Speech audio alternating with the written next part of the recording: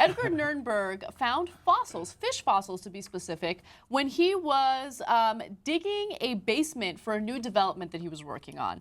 Now, what he found actually dates back to 60 million years ago. They're very, very rare fossils. And so paleontologists are super excited about this. And they're like, look, we've done some carbon dating and we can figure out how old this is. It's 60 million years old. But the only issue is this Canadian man who found the fossils is a creationist. So all of a sudden, he is literally presented with evidence implying that his beliefs are complete bullshit. He's not just a creationist. He's on the board of directors of the Creationist Science Museum, the Big Valley Creation Science Museum. He's about that life. Around, He is. around. He's about that life. Yeah. So he thinks the planet is 6,000 years old. And by the way, it's 6,000 years old no matter which year we're in. They thought it was 6,000 years old like 20 years ago. Like, does it ever change? It's never changing. Right? And not only that, he also thinks that humans walked on the planet with dinosaurs. So he's a hardcore creationist, works in a creationist museum or something. Well, they have to think that because the creationists have been forced to accept that the dinosaurs were real.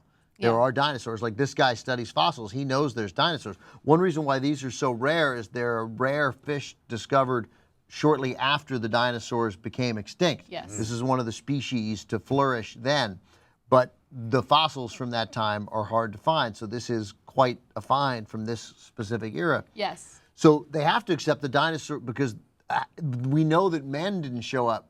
Like he knows men were here 6,000 years ago, and the dinosaurs were here too. So it's a freaking conundrum. I know. He's like, I don't know. So What do I do here? We're here. I know what I'm going to do. I'm going to believe in the most ridiculous thing possible just to make it seem as though my ideology is right. Yeah. I just thought of a way to get them is that, and I come from, half my family is Mormon, but the Mormons, and most Mormons don't, like most Christians, they're not literal readers. We have a tendency to presume that Mormons are crazy and we think that they're reading that. But if you are a Mormon who reads the text literally, then Jesus came to America on a boat, right? He's on a boat. Jesus got on a boat and came to America, right? That's what you believe, among other things. And so I would just say to the creationists, I'd be like, you know, your story is not that dissimilar from this story. Yeah. And the creationists would, of course, not like that because they don't like the Mormons. They don't think the Mormons are real Christians.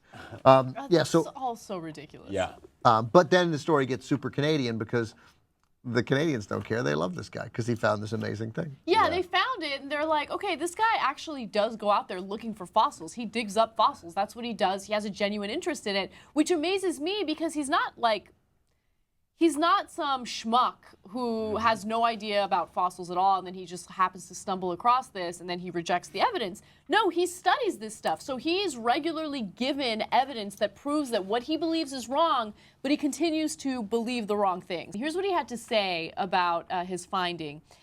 He was asked whether or not this changed his mind on creationism. He said, no, it hasn't changed my mind. We all have the same evidence, and it's just a matter of how you interpret it. There's no date stamped on these things. His name is Edgar Nernberg, so he said it like, it doesn't change my mind at all. We all have the same evidence. It's just a matter of how you interpret it. There's no date stamped on these things, No dates at all. So Darla Zelenitsky, a paleontologist, assistant professor of geoscience at the University of Calgary, she's not on the board of directors of the museum. Yeah. She's like, most people would have overlooked these. When these were uncovered, Edgar right away recognized them. He's interested in fossils. That's probably how he saw them. An ordinary person might have just seen blobs in the rocks. Yeah. She's like, oh, Edgar's great. He found all this. I don't care what he believes. It's awesome. He brought them to us. Now Edgar has to figure out how to get these fossils because he wants to get a copy of it and put it in his Creationist museum and pretend that it's 5,300 years old. Yeah, 53. It's incredible. But look, to make a broader point about this story, it just kind of shows you that for a lot of people, once they have these firmly held values, it's nearly impossible to change their mind on it, even when they're presented with evidence. Oftentimes, a lot of people, I mean, we're all guilty of this. Oh, yeah. You will have evidence thrown at you that kind of questions your core values, and I don't know if it's because we're defiant, I don't know if it's because we have a hard time admitting that we're wrong, but a lot of people do have a hard time, taking in that evidence and changing their perspective. It's okay to look back at your past thoughts and ideas and realize that they were wrong and confess to it. The reason you hesitate is because they are core values, and for him it's creationism, and you correctly said for many of us it's something else. It's the way people act or the way certain people are, and then we'll decide we don't like somebody, for example, and then in the face of like all other people liking this person or so forth, and you'll be like, no, this guy's like, because you believed it, and because whatever that reason you disliked him was emotional.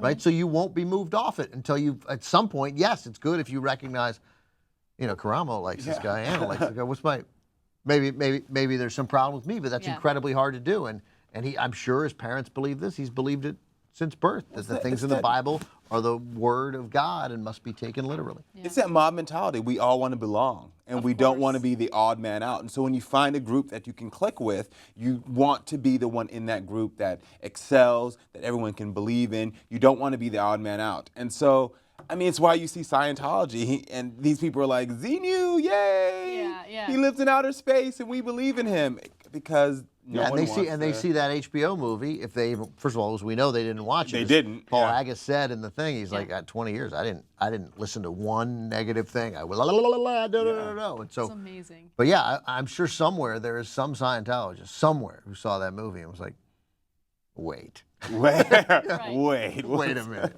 Yeah. If it changes one Scientologist's mind, then it was worth it. Then it was worth it.